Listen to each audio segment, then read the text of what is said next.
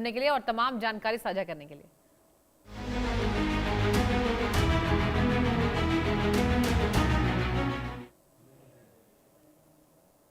और बढ़ते आगे, चलिए नेपाल से आपको बड़ी खबर बताएं। नेपाल में लैंडस्लाइड के बाद सबसे बुरे हालात नजर आ रहे हैं। हादसे में अब तक 175 लोगों की मौत हो चुकी है। करीब 300 भारतीयों के लापता होने की आशंका है।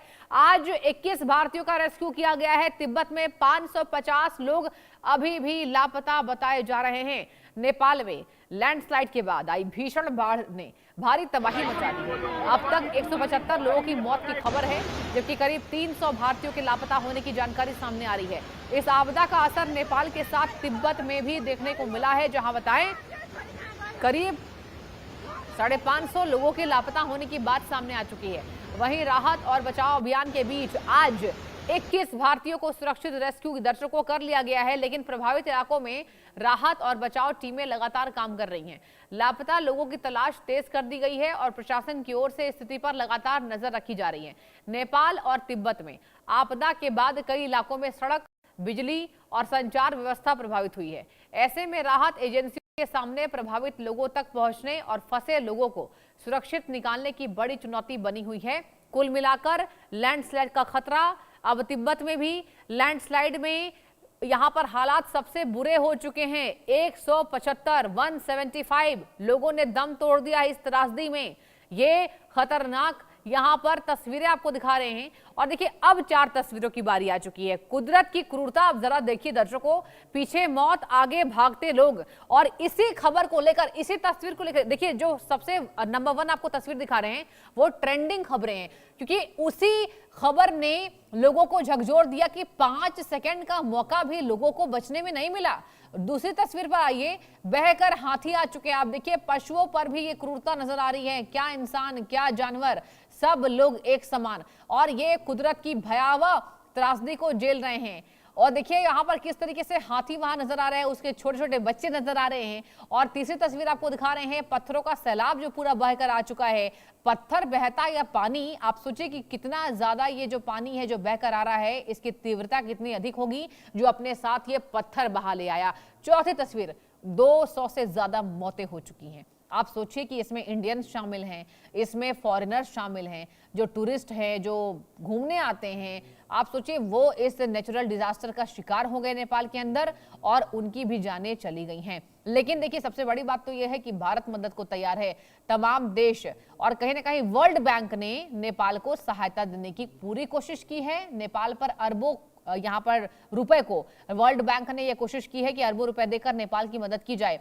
क्या और दवाइयों को पहुंचाया है भारत ने विशेष विमान से यहां पर भारत ने नेपाल की सहायता की है।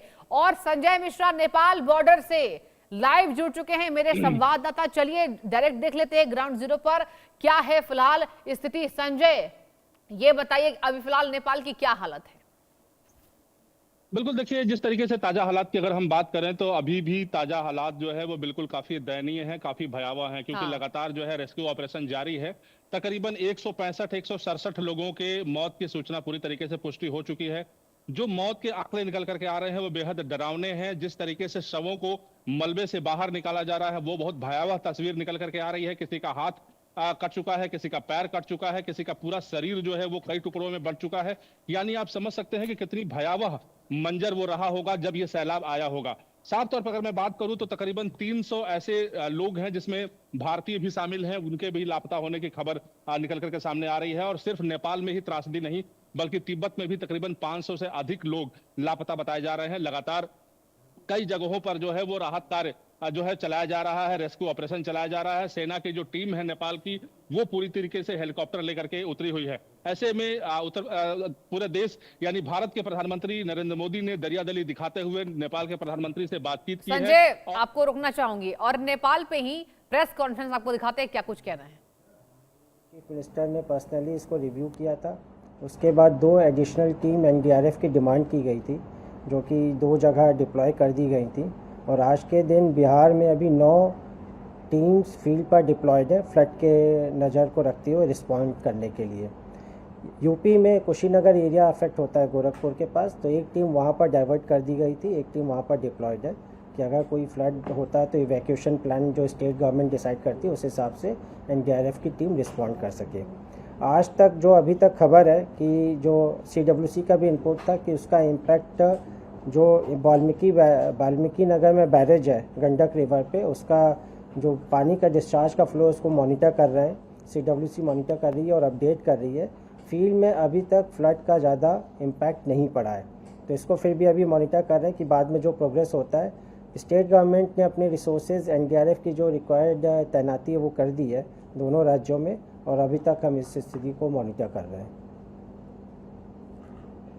सर, क्या आपकी टीम नेपाल भी भेजी गई है? आज जस्ट C-17 ग्लोमास लेके आया है। तो गवर्नमेंट ऑफ इंडिया इसमें जो भी डिज़ास्टर होता है बाहर, उसमें HDR का सामान जो ह्यूमैनिटेरियन असिस्टेंस के लिए भेजती है। नेपाल से हमारा काफ़ी फ्रेंडली रिलेशन है। कल तुरंत ही एक प्लेन HDR का सामान लेके उड़ी थी, आज सुबह एक प्लेन लेके गई है। तो 2 प्लेन का कार्गो का सामान, जिसमें कि कई ह्यूमैनिटेरियन असिस्टेंस के सामान है, दवाइयाँ इत्यादि जो गवर्नमेंट ऑफ इंडिया ने प्रोवाइड किया नेपाल को, उसको भेज दिया गया है। कोई टीम नहीं गई अभी टीम हमने स्टैंड बाय रखी हुई है। ये उनकी अगर नेपाल गवर्नमेंट से रिक्वेस्ट आता है, गवर्नमेंट ऑफ इंडिया डिसाइड करती है, तब एनडीआरएफ की टीम जाएगी। अभी ऐसा कोई आदेश नहीं आया है। सर इंग्लिश में ब्रीफ कर दीजिए, फिर टीटी कर देते हैं। नहीं, ठीक है, हिंदी का टीटी कर लेते हैं। सर वही चलिए जहाँ पे आपका मैप वगैरह। हाँ, यहाँ पर सर मैप के साथ कर लेते हैं। मैप के साथ सर बैठ रहा था।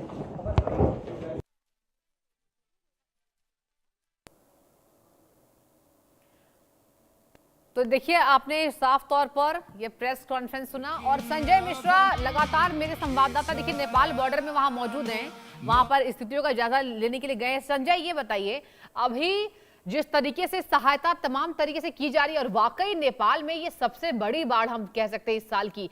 संजय, ये बताइए कि कितनी बीमारियां अब तक फैली, एक बार जरा बात कर लेते हैं कि आखिर किस तरीके से वहां पर टेंशन बढ़ गई है, कितना खतरा बढ़ गया। संजय, देखिए, मैं अब आपको बताऊं कि इस पूरे सैलाब के बाद से निश्चित तौर पे ये कहा जा सकता है कि बड़ी से बड़ी भयावह बीमारियां जो हैं वो यहाँ पे बढ़ सकती हैं। ऐसे में भारत सरकार ने जो जीवन रक्षक दवाओं को भेजा है वो कहीं ना कहीं उन लोगों के लिए कारगर साबित होगी जो लोग वहां पे रह रहे हैं। बिल्कुल। शेल्टर किट भारत सरकार ने भेजा है, क्योंकि जिस तरीके से ये सैलाब आया है, ऐसे में न जाने कितने लोगों के जो आशियाने हैं पूरी तरीके से उजड़ चुके हैं, उनके अपने जो हैं वो उस सैलाब में बह चुके हैं, लोग अपनों को तलाश रहे हैं, उनके पास आशियाने नहीं है। जो लोग भी बचे हैं उनको बचाने का पूरा प्रयास किया जाएगा, उनको बेहतर तरीके से उनको समझाने का प्रयास किया जाएगा ताकि उनकी स्थिति नॉर्मल हो सके, क्योंकि जिस तरीके से उन्होंने इस भयावह मंजर को देखा है वो शायद वही समझ सकता है जो काफी करीब से देखा है। तो पूरी तरीके से कहा जा सकता है कि भारत सरकार ने एक बेहतर मदद का उन्होंने पहल किया है और 10 टन जो राहत जो यहाँ से भेजी गई है वो कहीं ना कहीं निश्चित तौर पर इनके काफी बेहद तरीके से इनको जो है वो बचाने के लिए वो काम में आएगी।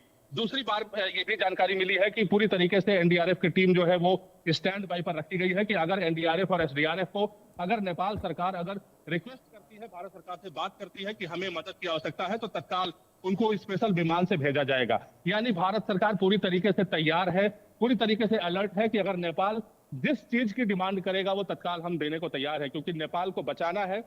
नेपाल के कई ऐसे जो जनपद है वो पूरी तरीके से तबाही के कगार पे है, चाहे वो टिमरी की बात करें, चाहे रेसुआ की हम बात करें, और आसपास के कई ऐसे जनपद हैं वो पूरी तरीके से तबाही के कगार पे हैं। चलिए, यानी कि कुल मिलाकर वहां बीमारियां फैल रही हैं, वहां परेशानी बढ़ रही है। बहुत शुक्रिया संजय तमाम जानकारी साझा करने के लिए हमारे साथ। और वक्त एक ब्रेक का, आप देखते रहिए इंडिया न्यूज।